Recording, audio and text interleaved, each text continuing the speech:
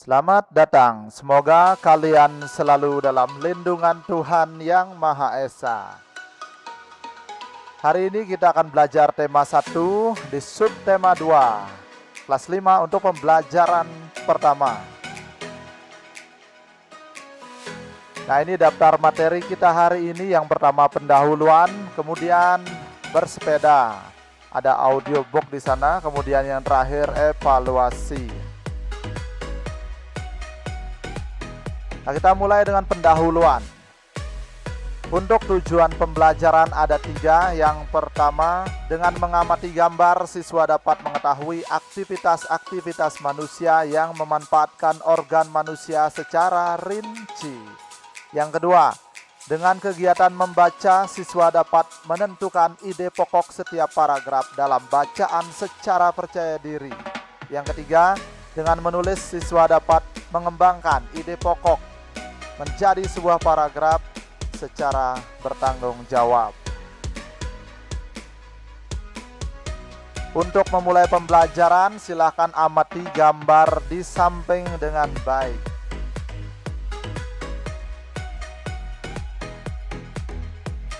Oke.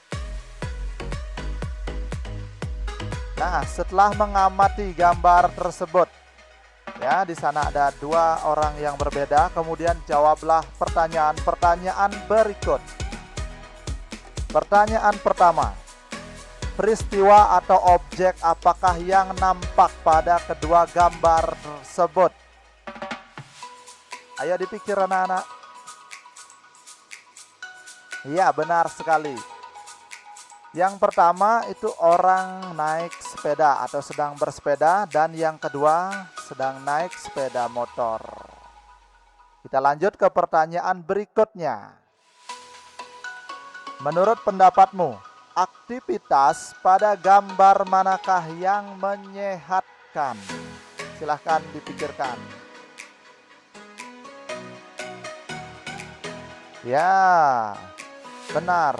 Bersepeda lebih menyehatkan karena membuat seluruh tubuh kita bergerak aktif dalam jangka waktu yang cukup lama dengan gembira, tidak terasa ya, sambil bermain seperti itu. Kita lanjut ke pertanyaan berikutnya.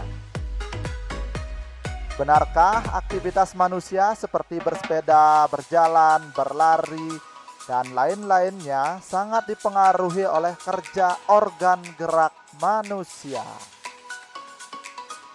Ayo, siapa bisa? Ya, Bapak yakin semuanya benar jawabannya. Kita lihat. Tidak harus sama ya, beda-beda kata tidak apa-apa. Jadi benar, yang penting benar dulu. Kalian setuju bahwa ini benar? Contohnya, jika organ gerak kita sehat, maka semua aktivitas itu baik bersepeda, lari, dan lain-lain akan bisa dilaksanakan dengan baik. Bayangkan jika terjadi masalah pada organ gerak kita, seperti pada kaki kita cedera atau sedang sakit, keseleo, ya, maka kita tidak akan bisa melakukan aktivitas-aktivitas tersebut. Bukan hanya aktivitas tersebut, bahkan aktivitas lainnya juga akan terhambat atau sulit dilakukan. Seperti mandi misalnya, ya. Nah, jadi ini benar ya. Nah, jadi inilah yang akan kita bahas pada pembelajaran kita kali ini, ya, tentang bersepeda, tentang cara menjaga kesehatan organ gerak kita. Baik, kita langsung saja menuju ke topik yang kedua. Bersepeda.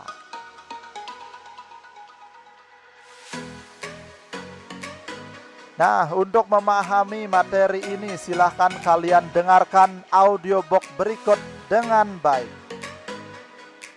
Kita mulai. Bersepeda.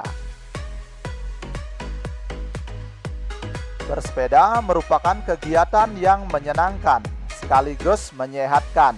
Sepeda bisa dikatakan sebagai alat transportasi darat yang murah, praktis, dan mudah dikendarai. Banyak orang memanfaatkan sepeda untuk pergi ke kantor, sekolah, pasar, dan lain-lain. Sepeda juga ramah lingkungan karena tidak menggunakan bahan bakar minyak, sehingga tidak menimbulkan polusi. Selain itu, dengan bersepeda juga dapat menjaga dan meningkatkan kesehatan tubuh kita. Bersepeda dapat mengencangkan otot-otot tubuh. Bersepeda tidak hanya melibatkan bagian kaki saja, bahkan banyak orang yang menganggap bersepeda hanya dapat mengencangkan otot-otot bagian betis dan paha saja. Namun sebenarnya bersepeda merupakan latihan fisik yang hampir melibatkan setiap bagian tubuh. Selain memperkuat otot-otot bagian kaki dan paha, bersepeda secara rutin juga akan mengencangkan otot-otot bagian belakang, pinggul, dan lengan. Jika bersepeda secara rutin, kesehatan jantung kita akan tetap terjaga. Selama bersepeda, jantung berdetak lebih cepat dari biasanya. Efek positif terhadap jantung ini tentunya juga akan membawa efek-efek positif lainnya, seperti melancarkan peredaran darah dan oksigen.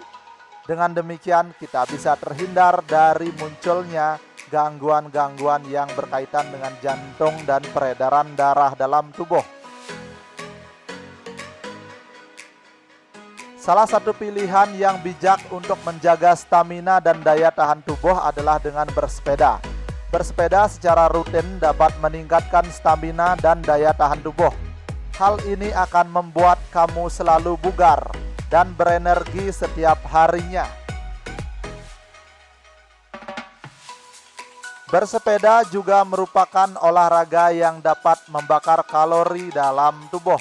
Oleh karena itu, bersepeda dapat menurunkan berat badan. Timbunan lemak-lemak dalam tubuh kita yang menyebabkan kegemukan akan terbakar dan lambat laun akan hilang. Tubuh kita pun akan kembali menjadi ideal.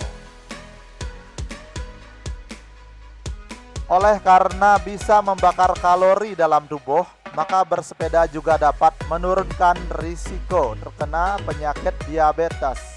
Penyakit diabetes disebabkan karena tingginya kadar gula dalam darah.